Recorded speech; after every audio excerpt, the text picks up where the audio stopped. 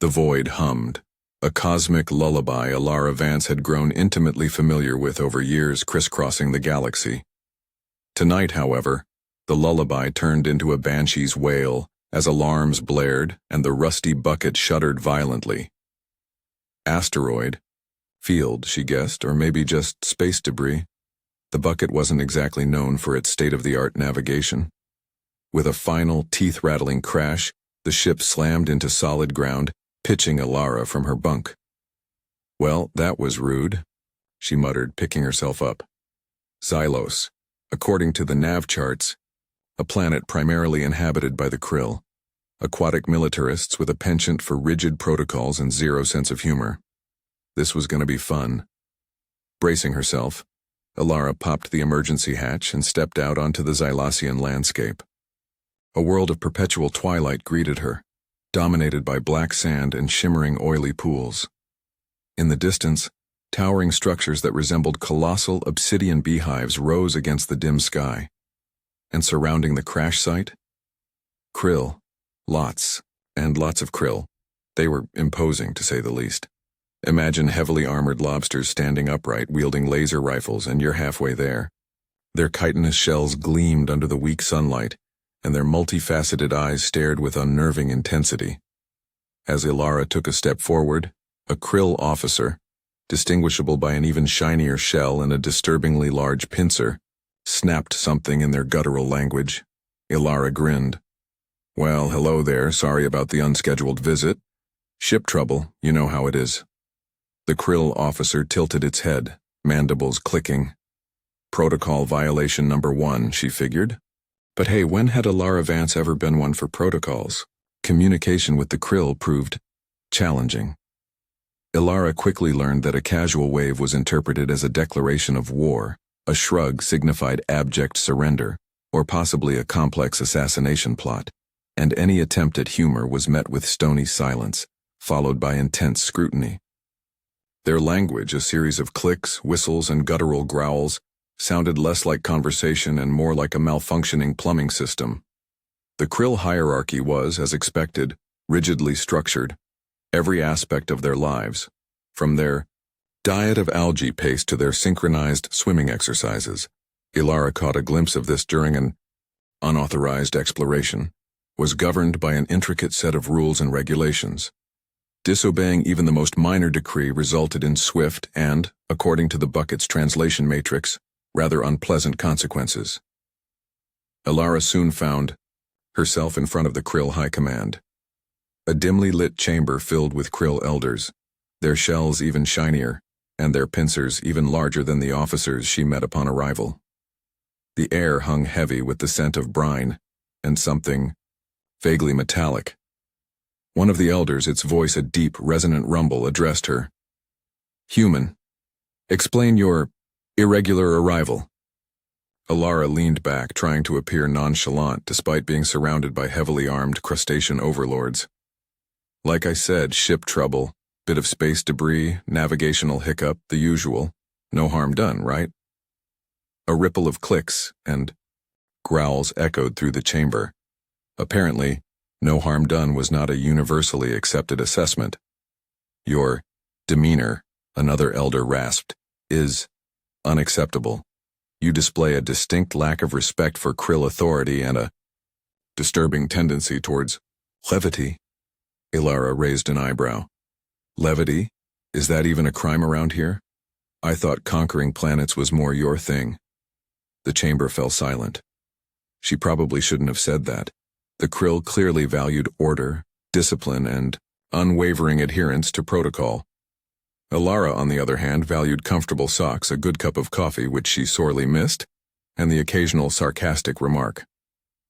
It was a cultural clash of epic proportions, a cosmic dance of misunderstanding that was, in its own bizarre way, utterly hilarious. At least to Elara. The Kryll just looked increasingly suspicious. The Kryll, after what Elara could only assume, was a lengthy internal debate, decided to show her their most prized possession, the great Desiccator. It was, according to the Kryll, a weapon of unimaginable power, capable of draining entire planets of their water, leaving them barren and lifeless. Elara tried to look impressed, but honestly, she'd seen scarier things in a spaceport bathroom. They led her through a series of increasingly sterile corridors, each one guarded by more Kryll than the last, all snapping their pincers in perfect unison. The air grew thick with anticipation, or maybe that was just the recycled oxygen. Finally, they reached a vast chamber. In the center stood the great Desiccator. It was big, really big, a towering structure of chrome and pulsating blue energy, humming with barely contained power. The Kryll officers gestured towards it with reverent clicks and whistles. "Behold, human," one of them boomed, "the instrument of our ultimate victory." Elara squinted.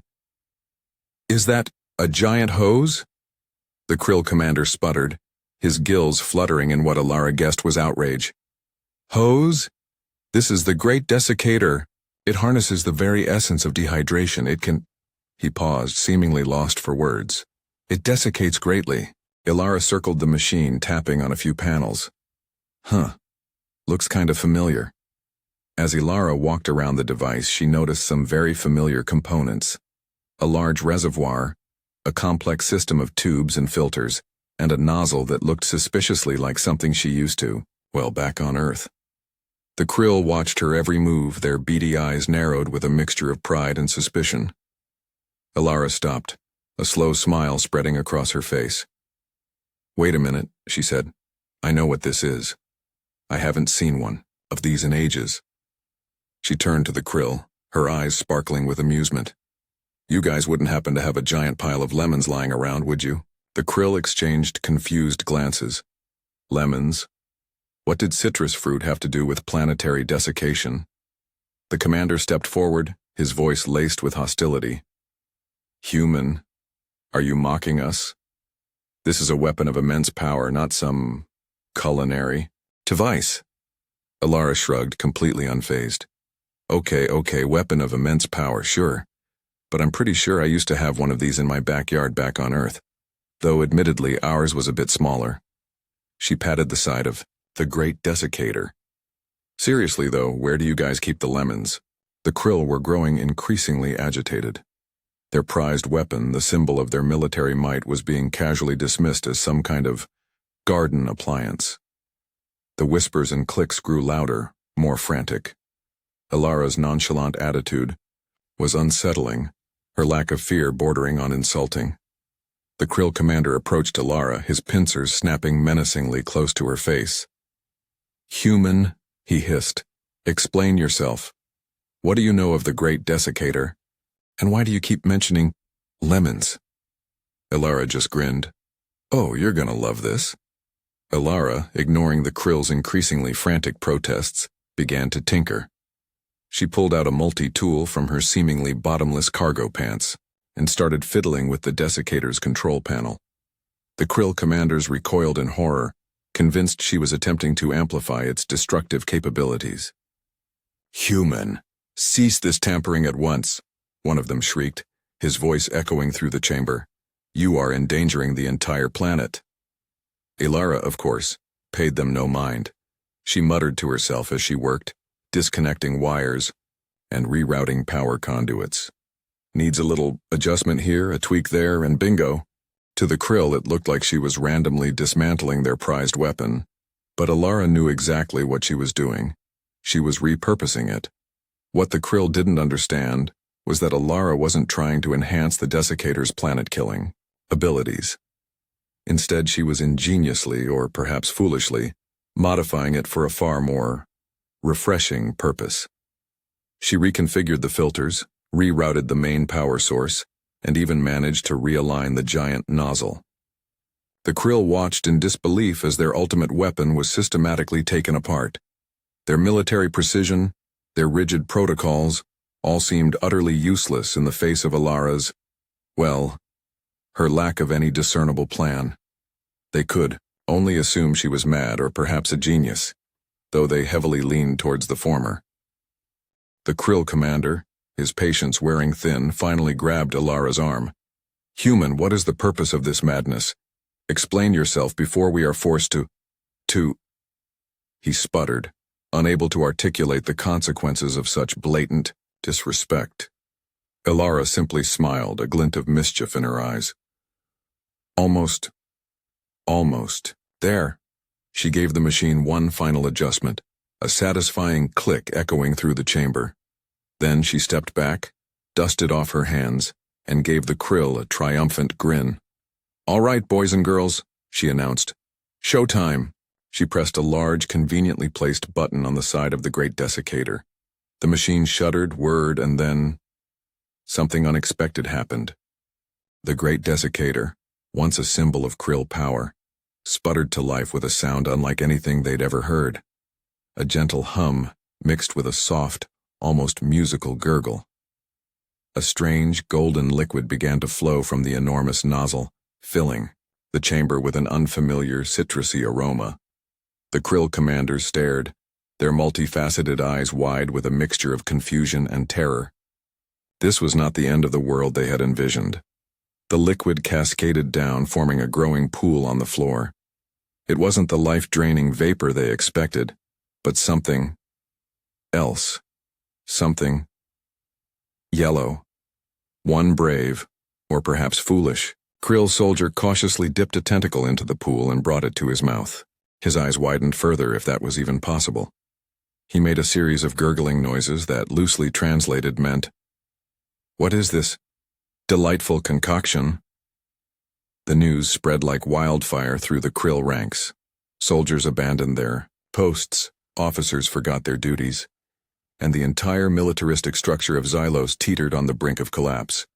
They flocked to the great Desiccator, eager to taste the mysterious liquid for themselves. The once feared weapon was now a source of refreshment, delight. It was an anomaly that shattered their understanding of the universe. Chaos erupted. Kryll forgot their battle drills, their strategic formations, their carefully planned protocols. They splashed in the golden liquid. They drank it from their cupped tentacles. They even started laughing. Laughter, an emotion virtually unknown among the Kryll, echoed through the chamber, bouncing off the metallic walls. It was a sound so alien, so disruptive, that it threatened to unravel the very fabric of their society.